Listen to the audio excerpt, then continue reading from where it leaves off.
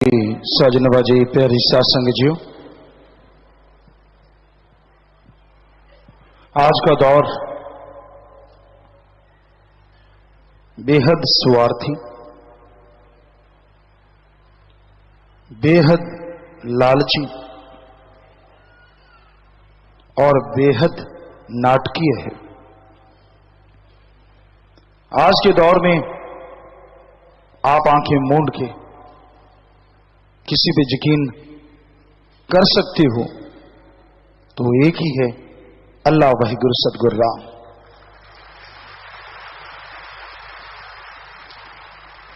Otherwise किसी को एकदम से किसी पे भी यकीन नहीं करना चाहिए। जो आपसे बहुत प्यार मोहब्बत मीठापन दिखाते हैं, पता नहीं उनका कितना स्वार्थ उसके पीछे छुपा होगा। जो आपसे हाथ मिलाते हैं, पता नहीं और क्या क्या भावनाएं, पता नहीं और क्या क्या इच्छा पूर्तियां उनके दिलो दिमाग में छाई रहती हैं। किसी भी वस्तु का, किसी भी चीज का बीज नाश नहीं होता।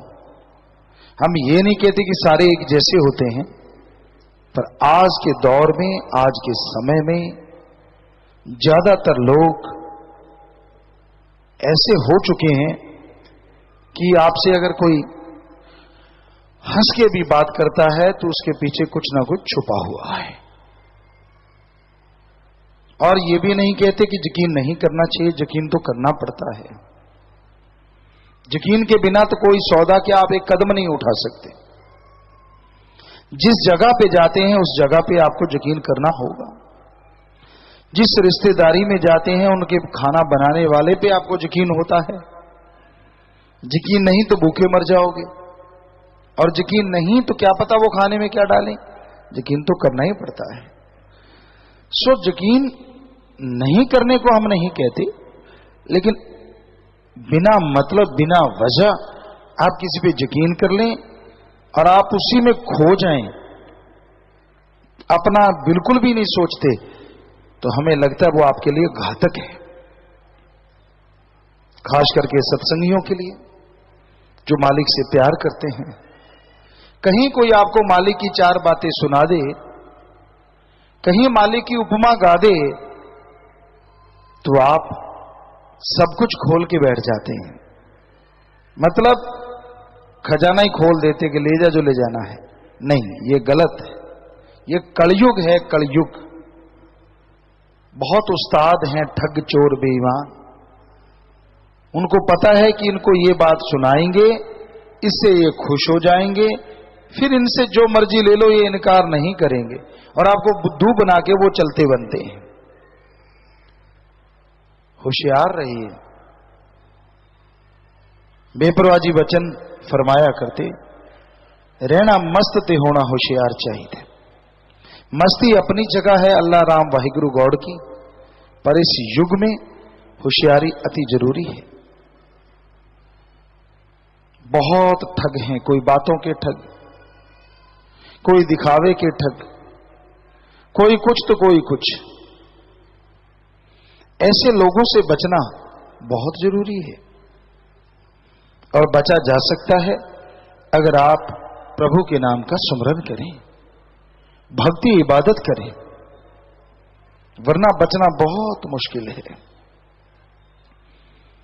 आपको अच्छी बातें सुनाएंगे, बढ़िया बातें सुनाएंगे, और कब आपको बुद्धू बना दें इसका कुछ पता नहीं चलता। तो जरूरी है इस दौर में अपने आप को जानना, जरूरी है इस दौर में अल्लाह वाहिगुरु राम पे दृढ़ यकीन रखना। उस पे अगर दृढ़ यकीन आ गया तो बिगड़े से बिगड़े काम आपके चुटकियों में बनते चले जाएंगे। उस पे दृढ़ यकीन आ गया तो आपको जाना नहीं पड़ेगा, वो खुद आ जाएगा। उस पे दृढ़ यकीन आ गया तो ये मृत्यु लोक नहीं, आपके लिए निज धाम बन जाएगा। दर्द यकीन आता कैसे है? कोई भी बर्तन भी लेते हो ना तो उसको ठोक बजा के देखते हैं।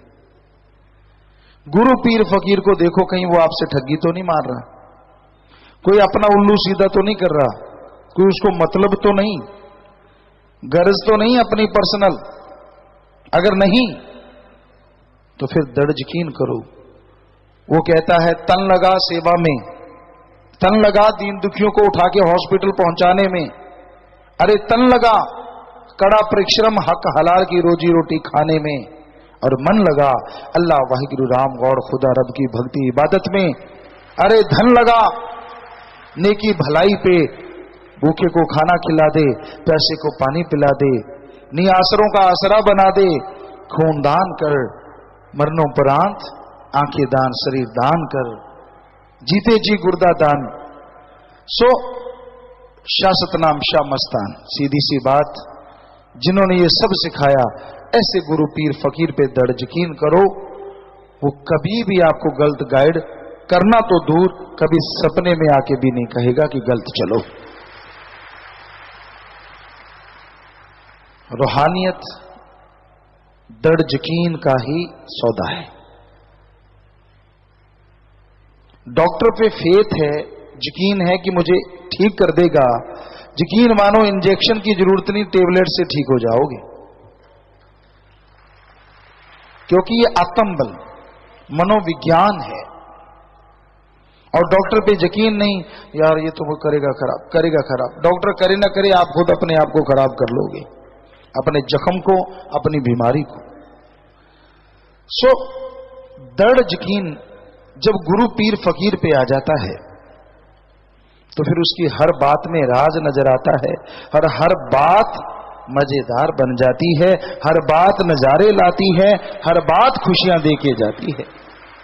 अदरवाइज क्यों किंतु परंतु के ही इस जाल में इंसान उलझा रहता है, फंसा रहता है। तो अगर आप अपने आप को इस चक्रव्यूह से आजाद करवाना चाहते हो तो बुलंद इरादे और दृढ़ यकीन रखो, जो कि सेवा सुमरण से ही आएंगे। तन मन धन से सेवा करो।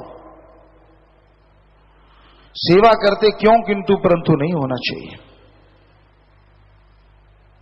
आप सेवा कर रहे हैं और आप सोचते हैं कि मेरा नाम आगे आना चाहिए, घबराइए मत।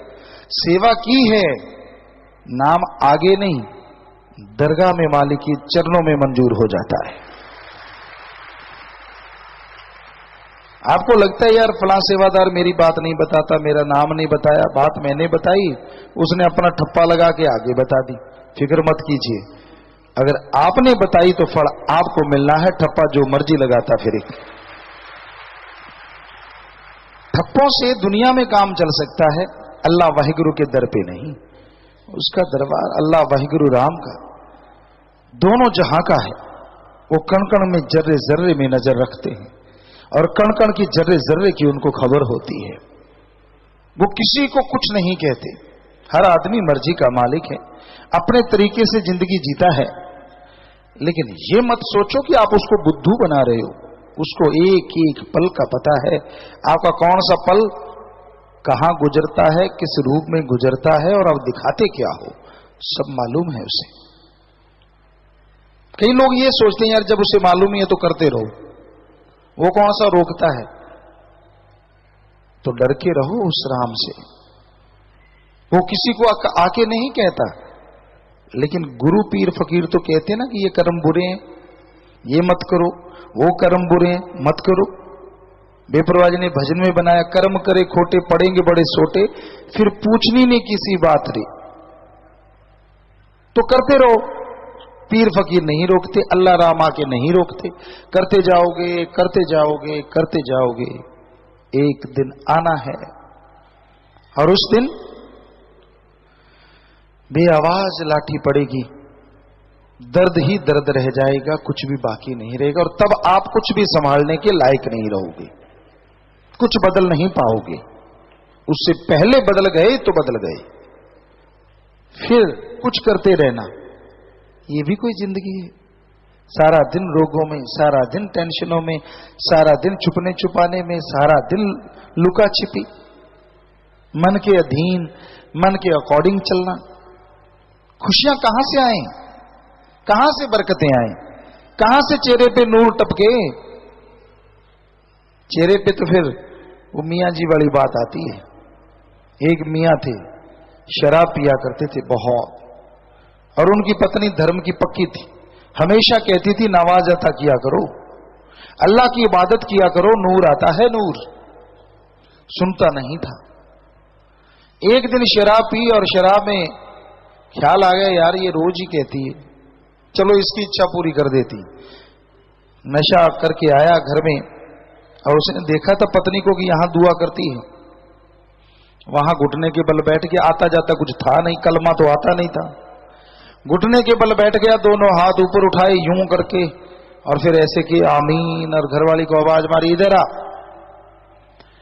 वो दौड़ी दौड़ी आई, कहने लगा देख तू कहती थी ना नमाज अता किया कर, कहती हाँ, कहती आज मैंने की है, देख मेरे चेहरे पे नूर। उसने निगाह मारी, असल में हुआ ये कि यहां उसने हाथ मारे, उसके घरवाली रोज वहां पे लोहे का तवा जिस पे रोटी बनाते हैं वो साफ किया करती थी, कालिक ही कालिक थी। तो जब उसने हाथ मारे, चेहरे पे मारे, फिर आगे आप समझो, तो वो कहने लगी जी अगर नूर है काले रंग का तो घटा बांध के आ गया, अगर नूर का रंग आप रूहानी कहते हो तो पहले वाला भी गया। तो ऐसा ही होता है, कर्मों का चक्र जितना मर्जी छुपा लो छुपता नहीं। अगर आप वचनों के पक्के हो, दृढ़ यकीन वाले हो, तो नूर आएगा ही आएगा, वरना जितने मर्जी पाउडर क्रीम लगा लो पहले वाला भी जाएगा। हमने देखा है, अब कोई ये ना कहने लग जाना पिताजी ने मुझे ही कहा है, अब जो ऐसे कर्म करते हैं सभी को कहा है, मुझे क्या, और कोई हम गधों को तो सुना नहीं रहे, आदमी सुन सकते हैं। तो जो ऐसा कर्म करते हैं हमने साफ देखा है, क्या चेहरे और क्या दिलो दिमाग और क्या शरीर सब बदल जाते हैं, सब नूर उड़ जाते हैं। वरना क्या कारण है कि आप भक्ति करें, सेवा करें, चेहरे पे नूर ना आए? इम्पॉसिबल, हो ही नहीं सकता। तो भाई हमारा है फर्ज बताना, बहुत बार बताया, मानना आपका काम। अगर मान लेते हो कुछ ना कुछ तो नूर आएगा ही, थोड़ा सुमन कर लिया, थोड़ी सेवा कर ली, कुछ ना कुछ तो आएगा ही। और अगर वचनों की उल्टी चलना है, आपने एम बना लिया लाइफ का कि दिखावा, खत कुछ और है और लिफाफे का दिखावा कुछ और है, अंदर लिखा कुछ और है, आपने ये बना ही लिया कि मैंने धोखा देना ही देना है, तो आप अपने आप को धोखा दे रहे हो। और यकीन मानो नया तो आएगा क्या, अगला भी चला जाएगा, ये सच्चाई है। तो हम नहीं चाहते कि आपके अंतःकरण में बेचैनियां हो, आप टेंशन चिंता की जिंदगी जिए। भगवान ने आपको मनुष्य शरीर दिया और हमारे वेदों में लिखा है, शास्त्रों में लिखा है, मनुष्य सर्वोत्तम है, फिर भी आप गुलामों से जिंदगी जीते हैं, फिर भी आप गम चिंता टेंशन में कहराते रहते हैं। इसकी एक ही वजह है, सारे कार्य आप नियमानुसार करते हैं, पर भगवान अल्लाह राम के लिए आधा घंटा सुबह शाम देने से कतराते हैं। आप देख लो 2 महीने, चलो ज्यादा नहीं, एक्सपेरिमेंट कर लो, करके तो देखो, आधा घंटा सुबह आधा घंटा शाम, 23 घंटे तो फिर भी बाकी हैं। अगर 12 में माने तो 11 घंटे बाकी हैं। तो आप करके तो देखो, आधा घंटा सुबह शाम, 15 मिनट सुबह शाम, प्रभु के नाम का जाप लगन से करो, दिल से करो, फिर देखो कैसे आपकी जिंदगी में बहारें आती हैं, कैसे आपके विचार काबू में आते हैं, और कैसे आप परमपिता परमात्मा की खुशियां हासिल करके अंदर से सुरूर और चेहरे पे नूर से भर जाते हैं।